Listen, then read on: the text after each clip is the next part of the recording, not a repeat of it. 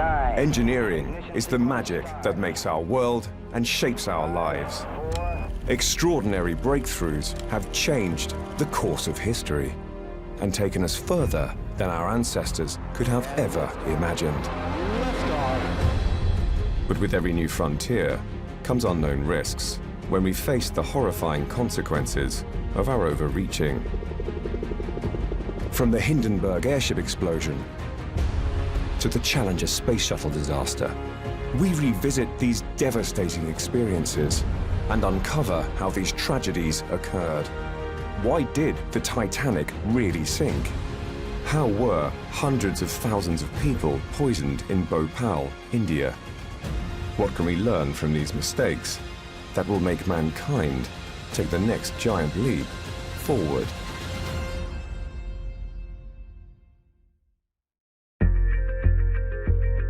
With more leisure time on our hands and the world at our fingertips, we constantly crave exotic and Instagram-worthy vacations. But the luxury travel we enjoy today was born at the turn of the 20th century. Industrial-era engineering breakthroughs created ocean ship liners and airships, which made transatlantic journeys quicker and far more comfortable. In this episode, we witness how two of the largest ships of their time ended in tragedy. You have the loss of over 1,500 lives. Why did the Titanic, deemed unsinkable, really sink when it hit an iceberg? Human error always plays a part. Was there a problem with the actual manufacturing of the ship? Could the Hindenburg fire have been avoided? The Hindenburg was redesigned and filled with hydrogen, which is highly inflammable. What were the consequences of the Hindenburg disaster occurring in front of a media audience? And the famous crashing to the ground of the humanity. Both these epic vessels were considered engineering marvels. How they are remembered is very different.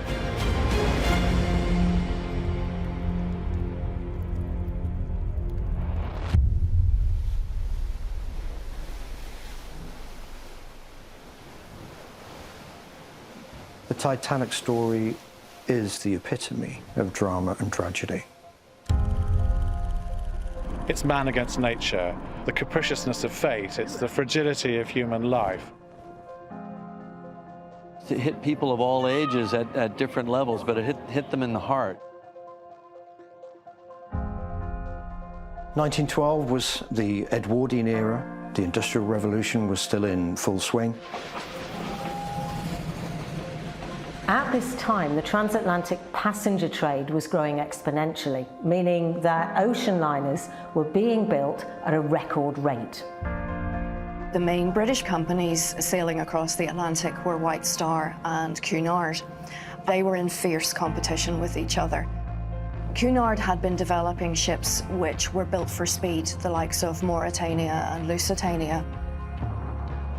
White Star concentrated more on the luxury side. The ships were larger, much more comfortable. That was their key, that was their niche market.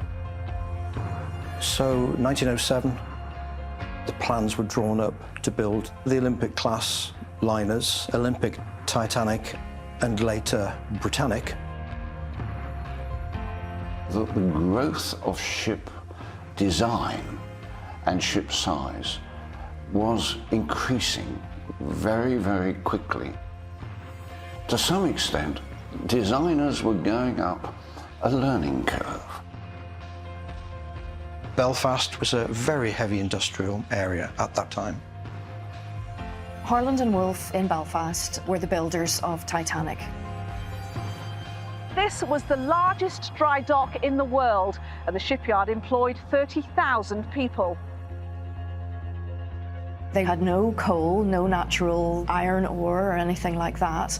So the only thing that they had was an ambition of the people at the top and a very loyal workforce.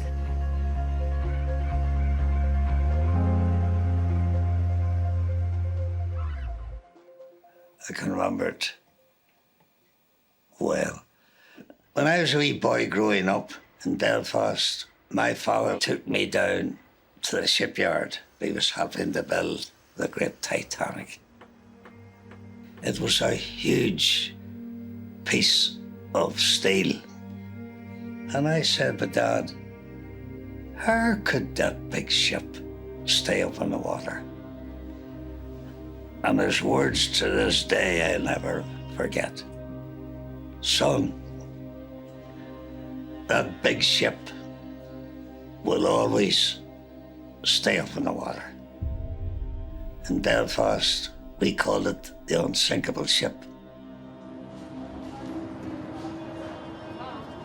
The idea that Titanic was unsinkable came from publicity, in particular a magazine called Shipbuilder magazine. And it was to do with her watertight compartments within the hull of the ship. This is a watertight bulkhead, which are these steel walls that in case of water reaching the hull, these watertight compartments will keep the water on one side of the ship, so the ship will remain afloat and an evacuation could happen slowly and safely, and then everybody will be safe. That's what they meant by Titanic being unsinkable. In 1912, the Titanic was the largest, most luxurious ship afloat. Powered by 162 furnaces and 650 tons of coal a day. A steam engine works by coal being taken to the furnace, or the boilers. They have metal tubes running through them which carry water, and the burning coal turns the water into steam, which is then pressured, and that's what drives the engines.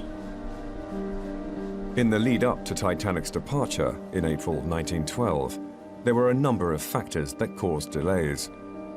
At that time, not so much coal was being produced because there had been a coal or mining strike in England. Quite a few of White Star Line and other lines, ships had been cancelled because of the shortage of coal. But because it was Titanic's maiden voyage, a lot of the passengers were transferred from other ships that were due to sail, and their coal was transported onto Titanic as well. The maiden voyage had already been cancelled once because of damage to Olympic, which meant Titanic had to be taken out of the dry dock so Olympic could be put in for the repairs. Olympic was also involved in the second delay. She'd lost a propeller coming back from New York, and they took one of Titanic's propellers to use on Olympic. These delays played a crucial role in the Titanic's fate. On the 10th of April 1912, the largest man-made vessel set sail from Southampton, carrying approximately 2,224 passengers and crew. You had quite a cross-section of society on Titanic. Third class, or steerage as they called it then, virtually everybody would have been an immigrant, leaving their home country to go to a new life in the States. And then second class, people who were going for business, for pleasure, and a few of them were emigrating to the States. They moneyed people then in first class. Some very famously rich people. People like J.J. Astor, who was one of the richest men in the world. It was a very high-profile voyage. There was a lot of brand loyalty going on in those days. You know, the likes of Captain Smith, for example, one of his primary roles would have been to be an ambassador for White Star, to try to court those first-class rich and famous passengers to make sure that they stayed with White Star and didn't defect to Cunard. To encourage more business for the White Star Line in the future, it was essential that this maiden voyage was a success. But 4 days into the crossing, disaster struck.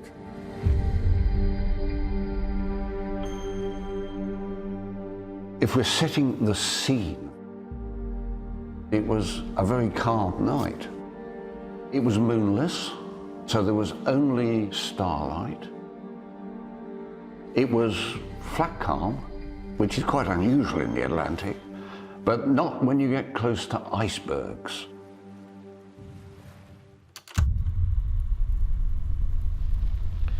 On that night of April the 14th, We all, that is, the captain and officers, knew perfectly well that we were just about entering the region where ice might be sighted at that particular time of the year, and had taken all necessary precautions.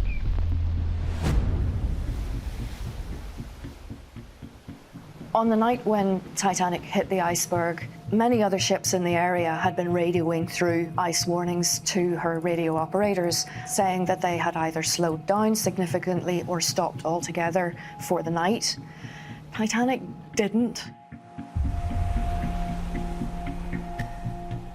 Captain Smith preferred to continue at almost full speed in a very serious situation. We were steaming that night at a good 22 knots. There was no radar, so therefore you had a couple of lookouts up in the crow's nest. Did they have binoculars? No, they didn't. But it was pitch black. It doesn't matter whether you're looking through a telescope. It wouldn't have made any difference. They certainly saw the iceberg, and the lookouts alerted the watchkeeper on the bridge, who in turn will have alerted the captain. When there were 3 sharp clangs on the crow's nest bell, followed by a cry from the lookout cage, "Ice right ahead, sir. Hard a starboard, full speed astern." Sadly, they couldn't turn in time, and the iceberg hit. Look out!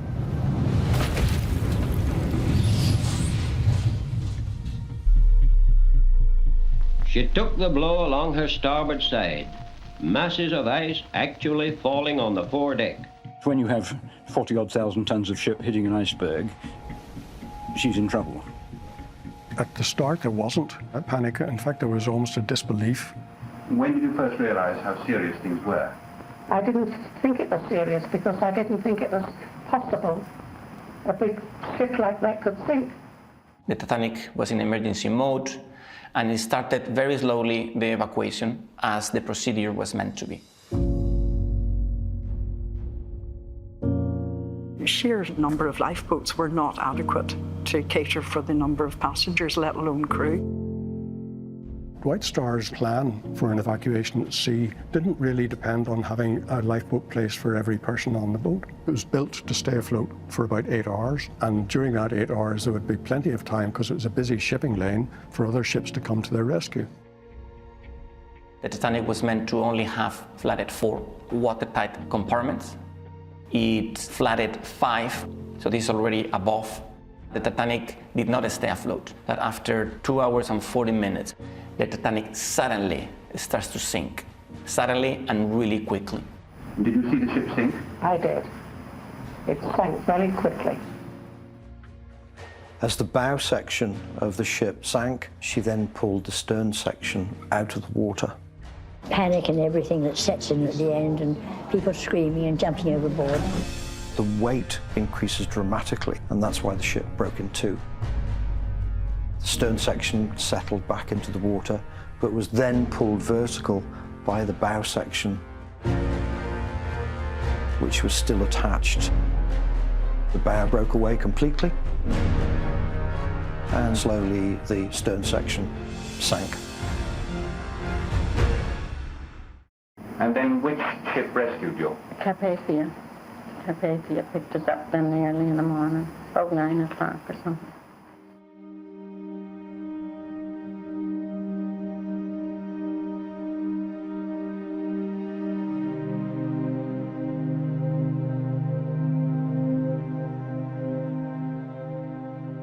"4,000 tons of steel sank into the icy Atlantic waters.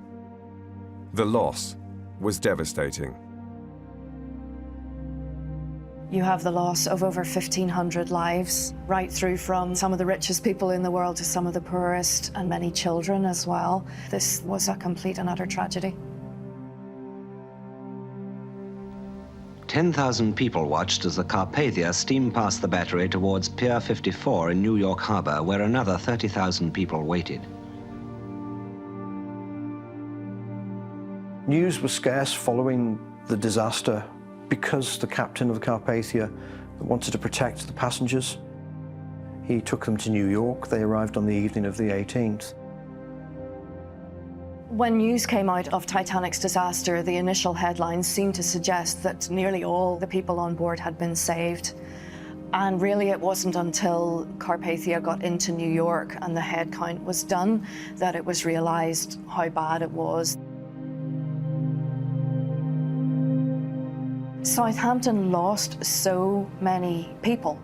About a third survived, around 700. In fact, in one of the museums in Southampton, there's a map which has a little red dot for the people that were lost from those streets.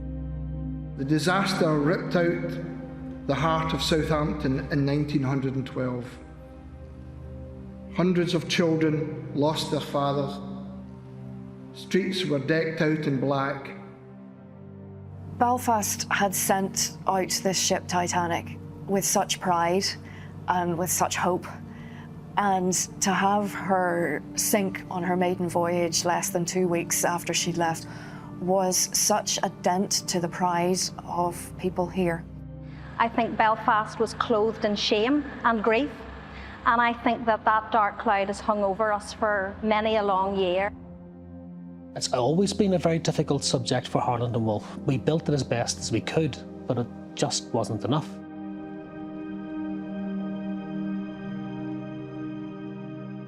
Basic facilities available later, such as the International Ice Patrol, radar, and 24-hour radio, could have easily prevented this historic disaster.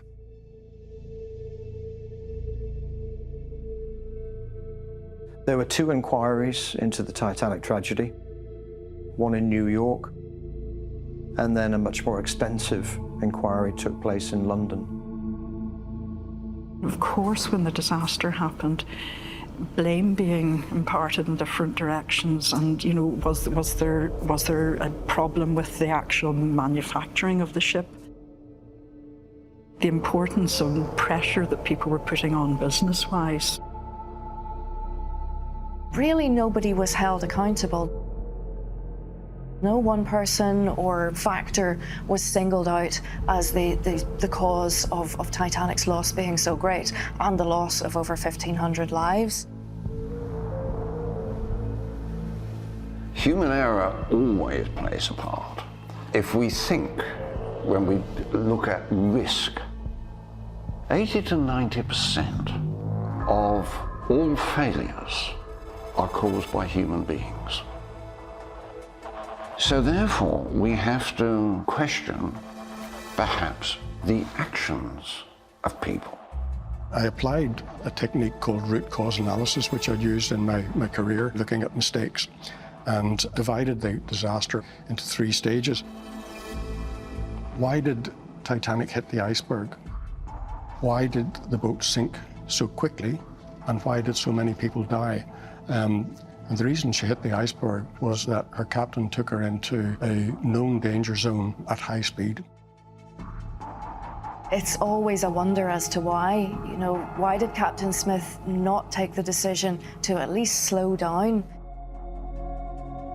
The history of the Titanic shows that there was a coal strike. The Titanic was not getting premium coal. Instead of getting fresh supplies, they got supplies from other ships. And that many batches will be of low quality. Coal that had been left in a ship for a really long time, it was already preheating, and then that lump of coal goes in the Titanic. And when that happens, it is perfect ground for self-heating ignition. One bunker caught fire in Belfast. Now, bunker fires are the very devil to put out. This type of fire is unusual. It's not the fire that most people have seen. This is more like a very intense hotspot, staying there for days and days. The crew detected the fire when it was in Southampton. The captain of the Titanic was not comfortable with a bunker burning. The coal supplies the ship needed to get to New York. They could not put water on it. You had very little excess reserves. So what they decided is they were going to empty that bunker by using it in the boilers. When the Titanic was sailing to New York, it was on fire. This issue could explain why the captain was going so fast. They had to consume coal faster than the fire, such that the coal bunker that was burning could be empty, but not wasted. There would have been pressure on Captain Smith to make sure that this coal fire didn't delay or disrupt the maiden voyage, but there were basic safety precautions that were within his control that tragically were ignored. Today, as soon as you're on a passenger ship, any ship, you have a drill getting into lifeboats. There was supposed to be a drill on Titanic. Captain Smith cancelled it. How ludicrous does that seem from our point of view now? In the evacuation, several lifeboats did leave very underfilled, and I think that partly the reason for that was the fact that the officers who were loading the lifeboats were unfamiliar with the davits. The davit is sort of a crane which the lifeboat hangs from, and didn't believe that they would support the weight of a fully loaded lifeboat. Had Captain Smith carried out a lifeboat drill, more passengers could have been saved. However, the iceberg caused such damage to the ship that the fate of many passengers was already sealed. There was no way she could stay afloat with 5 compartments damaged. As the water filled each compartment, the water would then spill over the top of the bulkhead into the next compartment, and then when that one filled, into the 3rd compartment, and back and back. The ship's fate was inevitable. The fire theory says that the last bulkhead that was standing and holding the water from flooding a 6th compartment was actually the bulkhead where the fire had happened. It was the bulkhead that was known to be damaged. In the inquiry, there's evidence by multiple people that saw that bulkhead was damaged.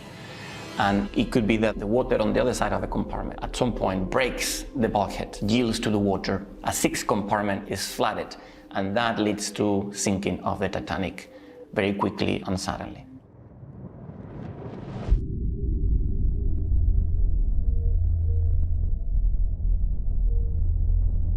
The SS Californian was one of the ships which was in the vicinity of where Titanic sank. The unfortunate thing is that at that time there wouldn't have been 24-hour radio monitoring. So even though Titanic's radio operators were sending out distress signals, in a lot of cases they were just going into the ether, because as we approached midnight and beyond, most of those ships had turned in for the night. Californian was one of those, and she was inside of Titanic as well. Did you see the Titanic sending up rockets? Oh yes, they kept sending them up until the last minute.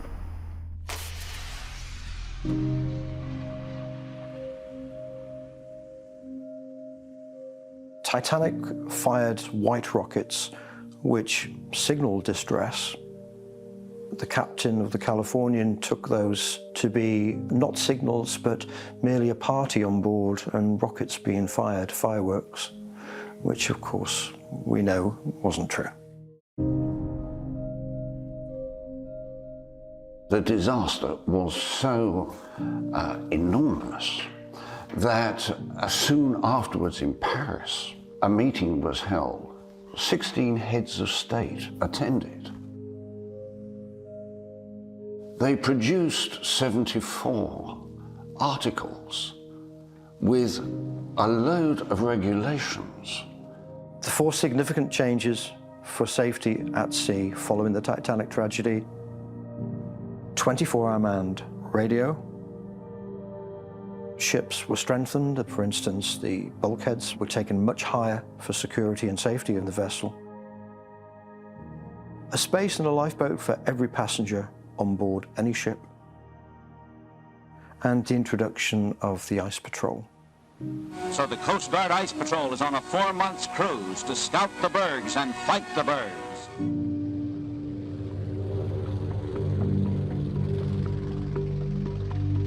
Certain things have changed in the last 100 years, and on the plus side, there's been great technological advances. So we can now spot icebergs and avoid collisions much better. But on the downside of things that have changed, there are more icebergs about, and there are more ships in those very dangerous waters. So the chances of collision have increased. The things that haven't changed, really the biggest one is the human factor. There's still commercial pressure on captains to reduce transport time, and if they can take a shortcut, go a shorter route, they will do so, even when that means an increased risk to their ship. Why has the Titanic tragedy captured the imagination of people ever since 1912? If you wrote a book and you called it the Titanic tragedy and you put in all of these factors, all of these ifs and buts, if only the Californian received Titanic distress messages, if only she hadn't been going as fast, if only she hadn't have been delayed because Olympic lost a propeller blade, the story would seem too fantastic to be real. But sadly, it is real.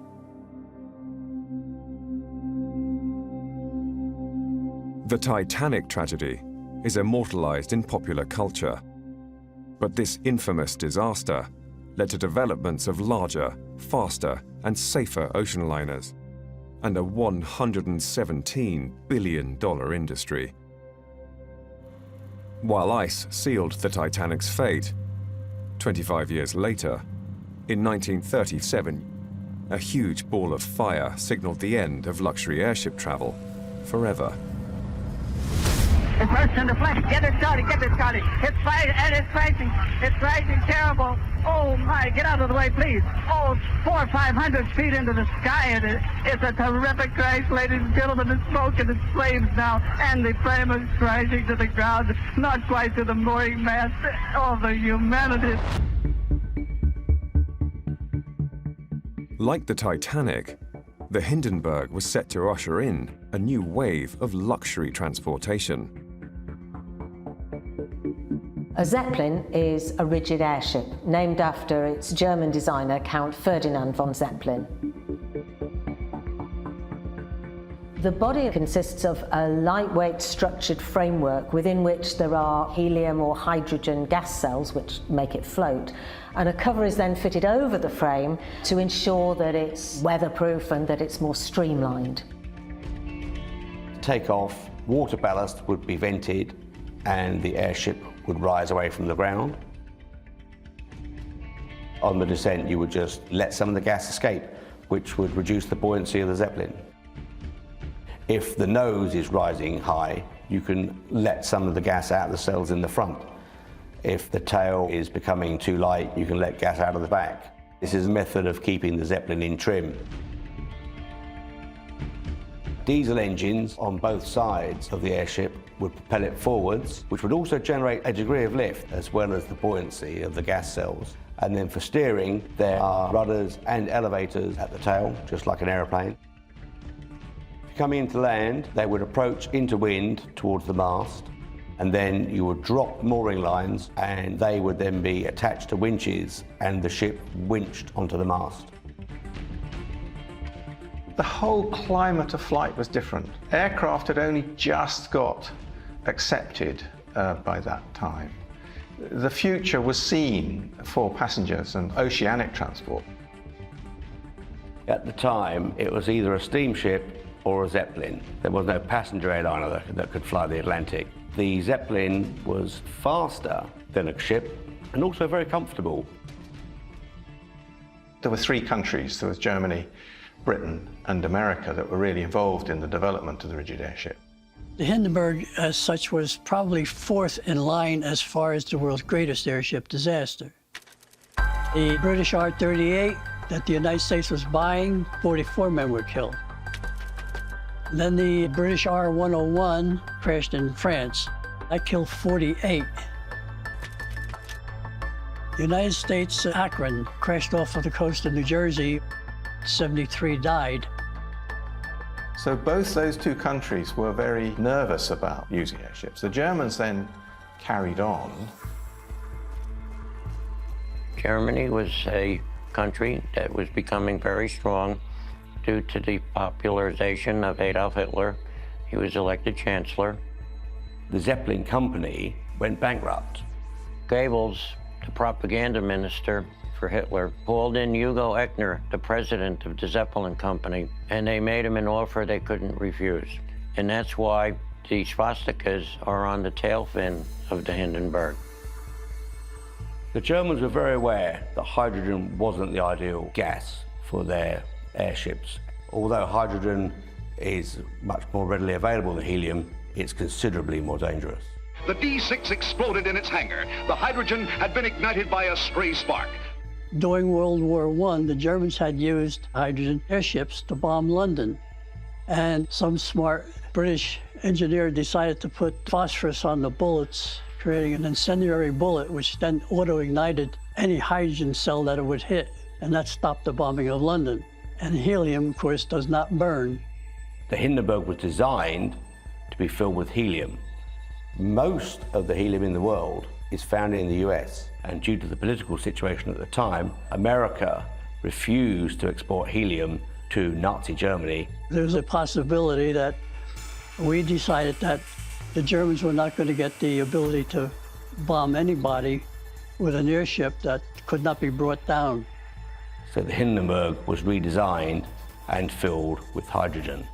The Germans were building a huge passenger airship to be captained by Hugo von Eckener. I am convinced that the service will be demonstrated with all the punctuality that can be desired. The Hindenburg was actually quite successful as a passenger carrier. It had done 1 full year of passenger carrying across the Atlantic 17 times. And then it was the first flight to North America, to Lakehurst, when the accident happened.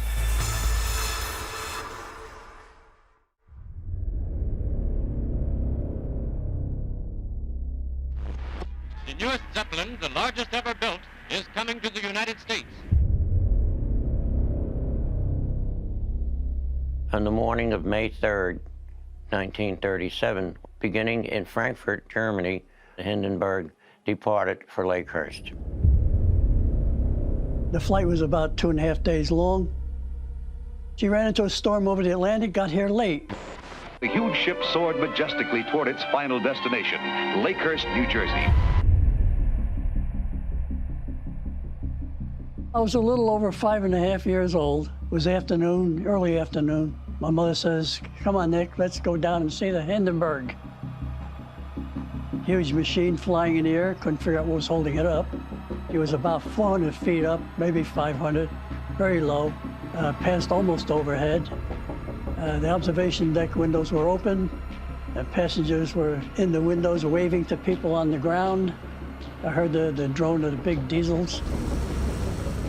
And eventually it disappeared over the hill behind the location.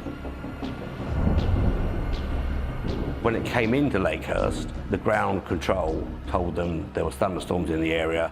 The meteorologists at Lakehurst said it's better not to land because there was a possibility with this great metal object in the sky that when it drops its ropes, that could provide a lightning path to ground, which of course would have endangered the ground crew tremendously. Hours late on its trip from Hamburg because of headwinds, the Zeppelin had to ride out a thunderstorm along the Jersey coast. Flight in those atmospheric conditions would have built up a large static charge on the Hindenburg. It's starting to rain again. The rain has slacked up a little bit. As the Hindenburg approached the mooring mast, it was already out of trim, and the captain had tried to retrim it by dumping ballast and also ordered some of the other crewmen to walk to the bow because it was becoming tail heavy. Almost certainly because gas was leaking from the stern section at this time.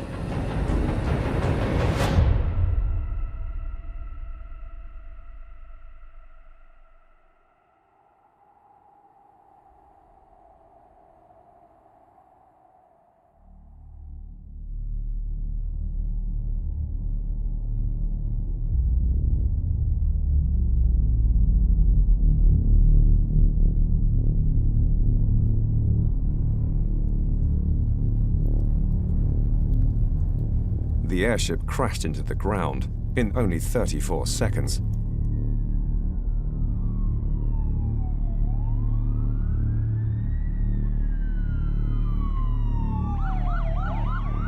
There were great multiple of sirens, ambulances, fire trucks, police cars.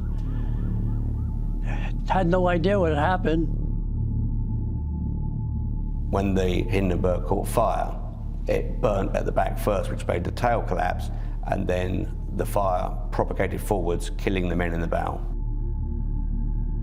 36 people lost their lives. 35 were on board, 22 were crew, 13 were passengers, and 1 civilian line handler on the ground. There were lots of theories as to how this ignition source could have occurred to the Hindenburg as it flew into New York. There was a threat of sabotage when she left Germany. The number of passengers aboard that day was 36. She could have held 72, but because of the threat of sabotage, some turned their tickets in. They didn't fly.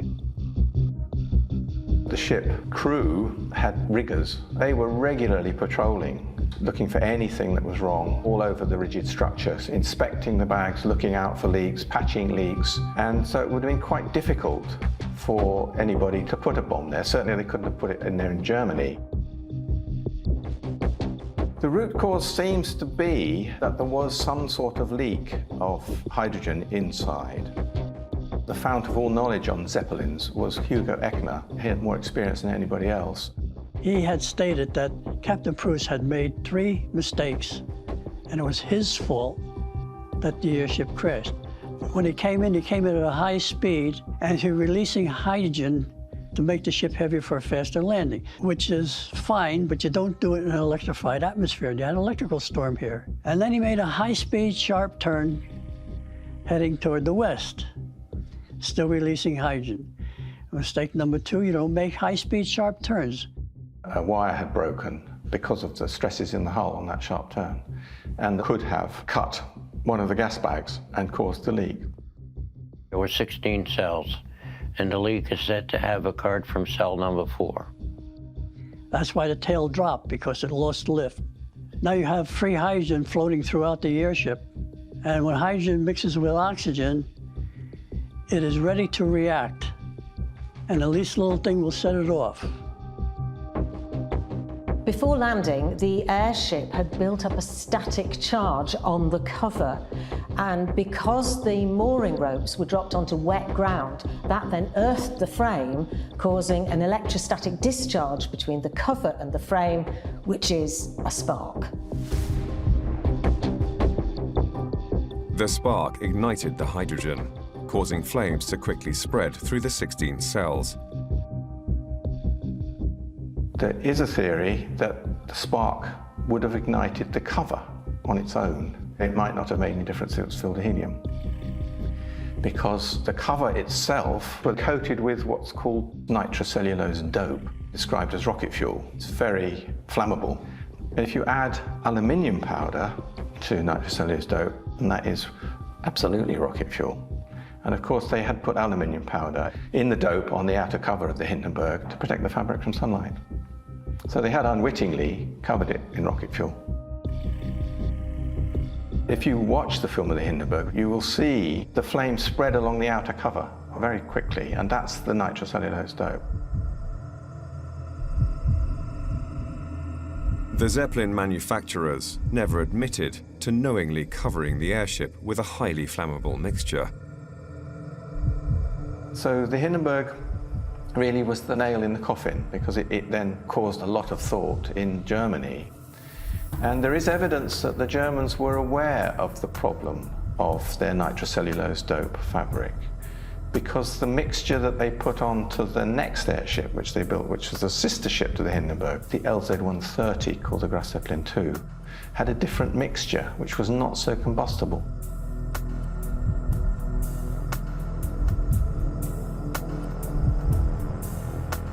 The Hindenburg disaster was the first real multimedia disaster in that there were multiple newsreel teams there. The crash of the Hindenburg was so widely documented that it did have a detrimental effect on the airship as a form of travel. Even if the Hindenburg hadn't crashed, the development of fast, reliable, 4-engined transport airplanes such as the DC-4 and DC-6 during World War II, along with the development and construction of airports all over the world, to facilitate the operation of such machines would have doomed the airship as a viable commercial proposition.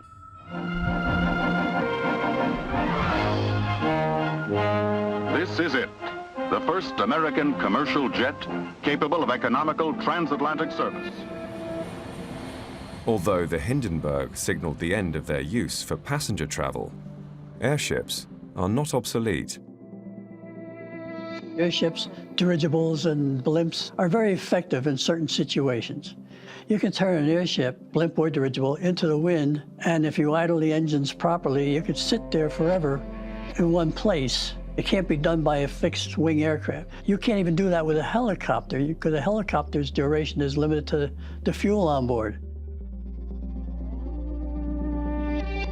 What they did in the 1930s was impressive, because if you took the Hindenburg and squeezed it down, it would be about a foot of metal. So they made a girder that's 800 feet long and a foot across, self-supporting.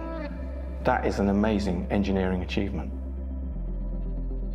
After more than 20 years of development, the Airlander is airborne. The Airlander, which I flew the simulator of, is a modern-day Zeppelin, really. It's aimed at delivering large and heavy cargoes, sometimes into areas that aren't served by an airport.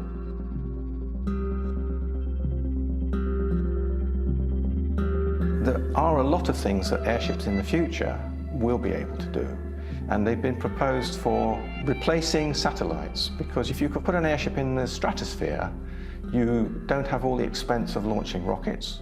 It's far more easy to retrieve it and change the technology, and people are looking at providing mobile phone coverage for the Southern Hemisphere, for instance, where there's not much infrastructure. Anti-piracy work, fisheries protection, lots and lots of things like that, which airships, I think, have a great future.